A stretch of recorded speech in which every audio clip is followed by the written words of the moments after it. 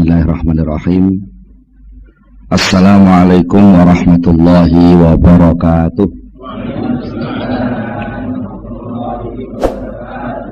Bismillahirrahmanirrahim. Innal hamdalillahi jami'a wassalatu wassalamu ala sayyidina Muhammadin asyrafil khalqi jam'a wa ala alihi wa ashabihi alladhina nalu as-sa'adata al-haqiqiyata fid dunya wal uqba. Allahumma shalli ala sayyidina Muhammad abdika wa nabiyyika wa rasulika nabiyil ummi wa ala alihi wa sahbihi wa sallim taslima biqadri azamati dhatika fi kulli waqtin mahin, amma ba'du. Para sesepuh pensepuh, bapak-bapak, hadirin hadirat ingkang kula hormati, alhamdulillah dalu menika kula lan panjenengan saged sami-sami nempal pinarak wonten ing majelis pengaosan menika. Saperlu berusaha ningkataken keimanan, keislaman kula lan panjenengan sedaya. Insyaallah mangke badhe kita waos sesarengan, kita kaji sesarengan kitab Al-Hikam dening Syekh Ibnu Athaillah As-Sakandari. Ananging kangge pertemuan ingkang pertama menika langkung rumiyin badhe kula aturaken setunggalipun pengantar. Sekanten kitab Al-Hikam menika yang dipunwastani rekaman laku, rekaman rasa dening ingkang nyusun nggih Syekh Ibnu Athaillah. Mila sampun sakpasipun menawi saderengipun perlu wonten setunggalipun pengantar supados mangke menawi sampun dumugi lumebet wonten ing pembahasan kitab Al-Hikam mangke insyaallah boten kedadosan tumpang suh pemahaman kula panjenengan sedaya. Pertama ingkang badhe kula aturaken inggih menika nginyi soal tasawuf secara umum. Menika tasawuf ingkang dipun lampahaken dening para ulama salaf. Menika akhir-akhir kathah ingkang mempertanyakan sakjane tasawuf iku sumbere kok sangka Islam apa ora.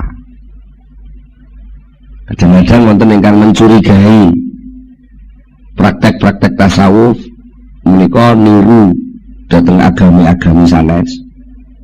Wonten ingkang nuduh praktek tasawuf menika sampun melenceng saking ajaranipun Rasulullah sallallahu alaihi wasallam.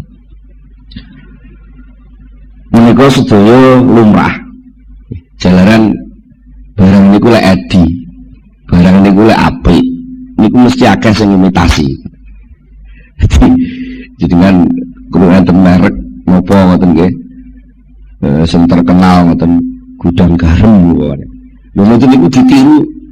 Bungkuse man nggih niru ben kaya gudang garam. Mungkin enten merek napa mesti enten sing niru lah. Ketika orang meneliti ketepaan sing diteliti niku sing pas sing imitasi niku terus nyimpulke oh lek ngono tasawuf niku melenceng. Mergo ketepaan tasawuf sing imitasi. Niku kata kasus ngoten niku. Mula saking menika perlu sepindah kula panjenengan mempelajari tasawuf niku ngangge napa? Napa tah mempelajari tasawuf niku ngangge kekuatan ilmu dalam arti pengetahuan, dudu ilmu pangrasa nggih, pengetahuan sing niku biasane ngangge alat pengamatan, observasi, terus enten hipotesa macam-macam. Napa tah ngangge kekuatan batasan-batasan hukum akal, sing akal niku selalu bertanya-tanya tentang sebab dan akibat. Sing akal niku selalu ingin meneliti dan lalu menyimpulkan menggunakan beberapa term bahasane wong sakniki. Napa enten ungkapan-ungkapan, kesimpulan-kesimpulan digabung, kesimpulan-kesimpulan akhirnya digabung-gabung jadi kesimpulan akhir. Napa model ngoten? Contohnya umpamane saben wong kuwi mangan. Saben wong niku mangan. Niku data awal. Data kedua, kewan-kewan liyane wong iku ya mangan. Terus disimpulno, lek ngono wong iku padha karo kewan lah. Kesimpulan wong padha karo kewan. Niki jenenge hasil analisa akal. Menawi bahan awalnya pun melenceng dan cara menyimpulkannya sudah salah, maka kesimpulannya pun terjadi kesimpulan yang salah. Napa tasawuf niku ajeng dibahas kangge cara niku. Enten malih kekuatan ketiga sing mungkin serodok pas. Kekuatane menungso niku sak liyane ngerti, sak liyane nyimpul ning nganggo akal, menungso niku gadah sing jenenge roh. Roh niku nggih roh nggih. Napa nggih? Istilahnya lek umume nggih akune dhewe-dhewe. Iku lek diarani roh niku dimaknani nyawa. Niku isik diakoni nyawaku. Berarti duduk aku. Nggih. Roh niku nggih roh jati diri kemanusiaan. Sing niku seringkali pikantuk semacam pencerahan. Moro-moro rasane ngerti. Contone panjenengan lek diteliti pemane akal niku takok, mulai kapan sampean ngerti eneke aku nih sampean? Jadi dengan angen-angen mulai kapan sampean kok kenal sing jenenge aku? Niku mboten iso jawab krana niku isyraq, pencerahan akunya sendiri, tahu tentang aku itu sendiri, dan itu tidak pakai akal. Bergolek pakai akal mesti lewat penelitian. Golek penelitian ngoten lagi iso nemokne oh iki aku lho ngoten. Mane sok-sok pelawak niku sok banyol niku mergo melenceng saka umume wong mikir malah muni aku ndi aku ngono. Lho niki kupingku lho tunggale ngoten niku. Niku krana niku sesuatu sing pun isyraq sing pun jelas ora usah digoleki wis enek. Aku niku lah. Niku sing nampa pengertian tentang onoe aku niku wau jenenge roh. Prosesnya pakai isyraq utawi ilham. Saterusipun menawi kala wau sampun kita bicara nggih masalah ilmu dalam arti pengetahuan, jelas ilmu sedudu ilmu jurus, sedudu ilmu 8 dewa, jelas ilmu niku maksudnya ilmu niku pengetahuan, tahu. Menawi kula panjenengan sedaya pengen nglebeti ilmu tasawuf dalam arti tanda kutip alam tasawuf itu sendiri menggunakan ilmu atau menggunakan pengetahuan, maka yang namanya pengamatan tahu itu sendiri, tahu itu hanya bisa mengamati kulit dan penampilan bentuk saja. Akhirnya enten sing nun sewu kebliduk tasawuf iku ya lek wong gelem nganggo sarung serodok kumel, klambine ngelinting, ambune ora patek wangi, kubuke nyadam abang suwe ora tau ganti, nggih. Sarungan ngisor dengkul. Niku jenenge bentuk penampilan lahir. Terus niku diartekne yaiku tasawuf mesti kebujuk. Ya niku tasawuf niku duduk niku. Tasawuf niku duduk wong sing nganggo sarung sing elek-elek terus moh numpak sepeda motor mlaku terus.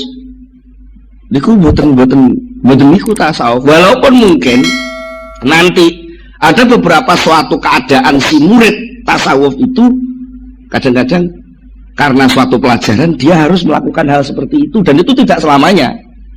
Mungkin melalui proses itu juga bisa. Tapi bukan itu tasawuf.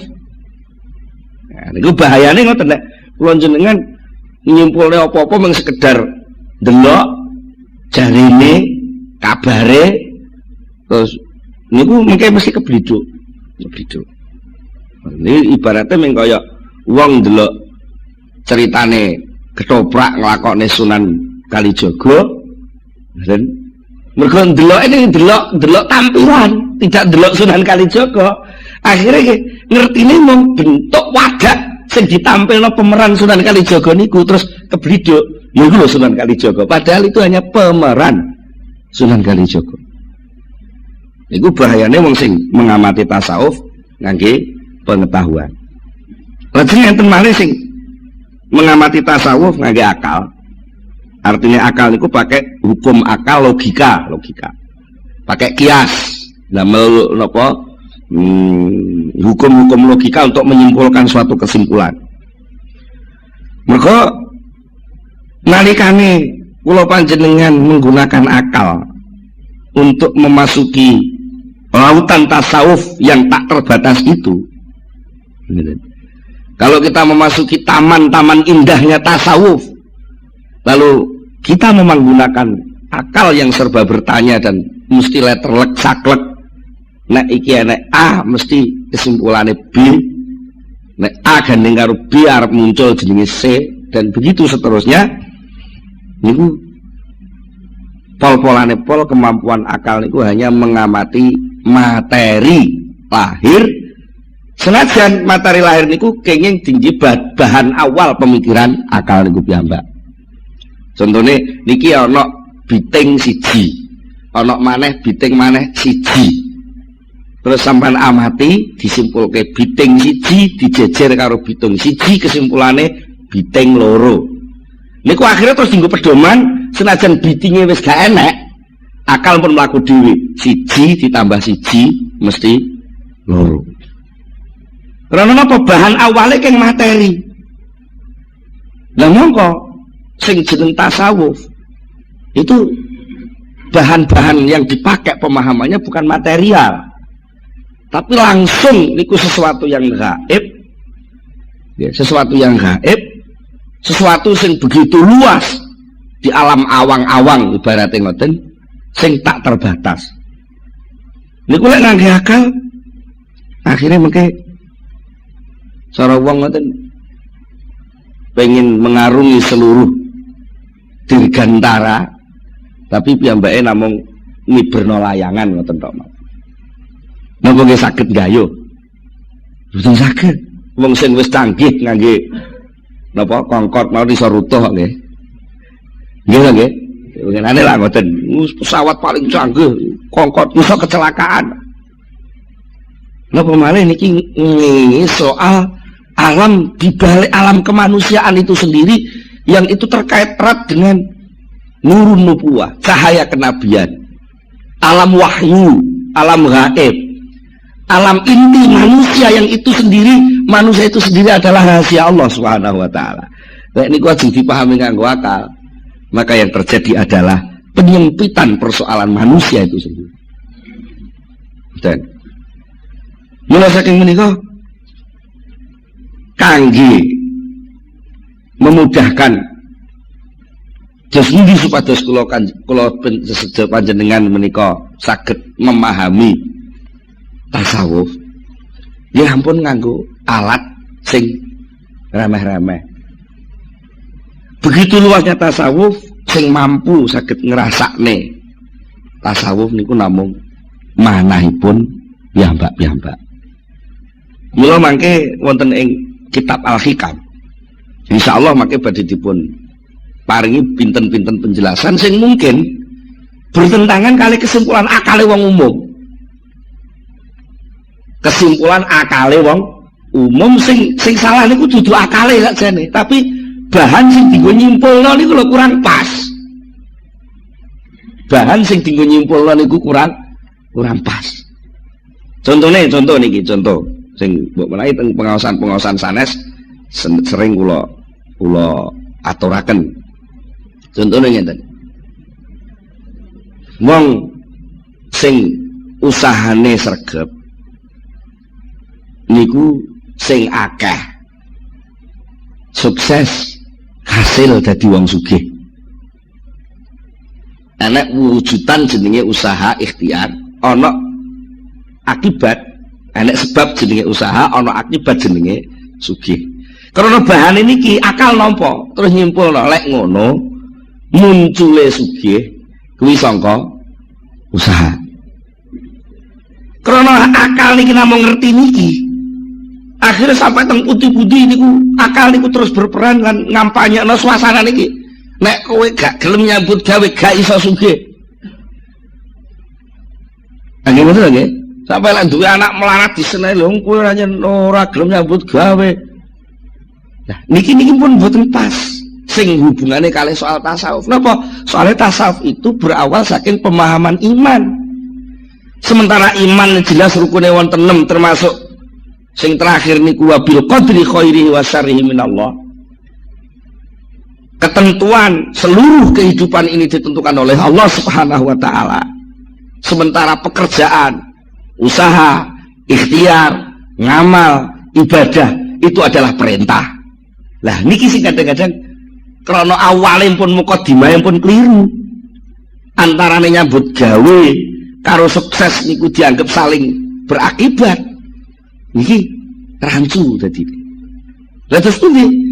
Akal iman mengatakan bahwa soal sukses tidak sukses, tekan rezeki niku pandum peparing saking Allah. Titik. Niki bahan awal. Bahan kedua, pekerjaan, amal, tumindak, ikhtiar, ibadah, tumindak ibadah niku perintah. Jadi munculnya benten-benten, munculnya pandum niku saking takdir, munculnya tumindak niku saking perintah. Niki dhewe-dhewe kabeh. Lek niki disambung no konslet. Nalika konslet, orang akan melingkar-lingkar. Akibatnya napa lek wong niku konslet dalam rancuan tatanan iman itu, akhirnya hidupnya hanya melingkar-lingkar dari satu usaha ke usaha yang lain, dari satu usaha ke usaha yang lain, akhirnya pol-polane pol oleh-oleh namung batas takdir sing diparingi Allah. Mula saking menika nek kula panjenengan nampi nikmat niku jane mboten krana saking usaha. Mboten saking usaha. Soalnya lek endi usaha kok mesti hasil, niku lek ngono ora nek wong gagal. Ya. Secara kenyataan kan pun salah tadi. Tapi ternyata akal niku karena kebujuk dening nafsu sing ngoyo pengen ngrebut takdir niku wau. Kadang-kadang kebliduk niku wau, melingkar-lingkar dari satu titik kerepotan ke kerepotan yang lain. Terus, sementara dia nggak akan dapat rasa tentrem sedikit pun. Mergo napa? Pada hakikatnya nurani, rohani kemanusiaan itu adalah sesuatu yang luas tak terbatas, sementara yang namanya akal itu punya rancangan yang sangat terbatas. Akibatnya malih nalika wong niku nuwun sewu kemlelet, cara wong Blitar kemlelet, cara wong Jombang kemeletak. Kemeletak. Berusaha untuk membatasi, mengatur perilaku manusia dengan hasil akal, maka yang terjadi adalah benturan-benturan sosial.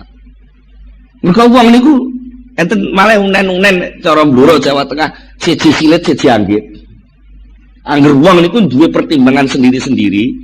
Perilaku orang itu ditentukan oleh kemauannya sendiri-sendiri. Lah akal itu punya penemuan sendiri-sendiri. Lah kok ada penemuan akal seseorang ingin mengikat orang lain, pasti terjadi kegagalan. Contohnya komunisme gagal, kapitalisme gagal. Dia nota menungso loh, lek tujuannya kapitalisme sing ingin menguasai mungkin bisa, tapi lek ingin menentramkan kehidupan dengan model kapitalisme, sosialisme, itu semua akan gagal. Mergo napa? Manusia itu rahasia Allah. Karena rahasia Allah hanya bisa diselesaikan oleh aturan-aturan Allah itu sendiri. Jadi lek akal menungso kok ingin berusaha untuk mengikat perilaku manusia, niku jenenge akal sing terbatas ingin ngatur sesuatu yang tak terbatas. Tidak mungkin itu bisa selesai. Nah, terus apa hubungannya soal niki kalih tasawuf? Pada dasarnya tasawuf niku adalah mengajak orang untuk tunduk, sujud, membersihkan keinginan-keinginan jenggelek. Gitu, benak ngomong ngono. Kok jenggelek niku? Bahasa Indonesia ini jenggelek ini angel niku. Begitu sujud ya sudah sujud. Akalnya sujud kepada Allah. Fisiknya sujud menurut aturan Allah. perilakunya sujud menurut syariat Allah. Rohaninya sujud menerima seluruh keberadaan Allah. Lah niku mboten saged dipahami ngangge akal, mboten saged. Wong akal itu hanya mau bertanya dan dijawab. Akal itu hanya taunya sebab dan akibat. Sementara Allah itu bukan sebab dan Allah bukan akibat, tapi Allah itu pembuat sebab dan pembuat akibat. Lha napa nggih iso? Akal niku ngrasakno teori tasawuf. Ya. Kadang-kadang kok teori tasawuf. Akal ini kadang-kadang ngrasakno uripe dhewe bingung. Nuwun sewu, niki nuwun sewu. Jenengan kadang-kadang ngelih tau ngalami susah ning ora ro sebabe. Ngene, sering lagi. Akal niku akal bertanya-tanya itu. Jane nyapa to aku kok susah iki nyapa? Duit wis nyekel, bojo nyanding. Bojo wis nyanding, duit wis nyekel, pangkat wis dhuwur. Tapi apa enggak susah iki jane sing tak susah iki apa? Kaya enggak bingung nggih. Karena apa? Itu soal rohani, soal inti kemanusiaan. Mulane lajeng larinya kadang-kadang lari kepada materi lagi sehingga terjadi penurunan derajat kemanusiaan. Contohnya nalika piyambake dibegak karo sebabe, mergo wis dadi wong sukses. Asale ndek omahe ning desa, terus dadi artis urip ning kota, sembarang kalir keturutan. Mergo honore leh dadi artis niku wis cukup sak cukup-cukupe. Tapi apa enggak ada yang kurang? Mergo napa? Ora sujud. Karena sujud itu pada akhirnya adalah watak dasar kemanusiaan itu sendiri. Ketika watak dasar itu enggak dilakukan, cara wong cara wadat ngoten keju. Ngertos keju nggih. Wong biasane obah-obah terus gak diubahne niku keju. Nah, saat keju niku lho butuh pelampiasan. Nah, pelampiasan niku kadang-kadang enten sing salah terus. Bangsa narkoba, bangsa ekstasi, bangsa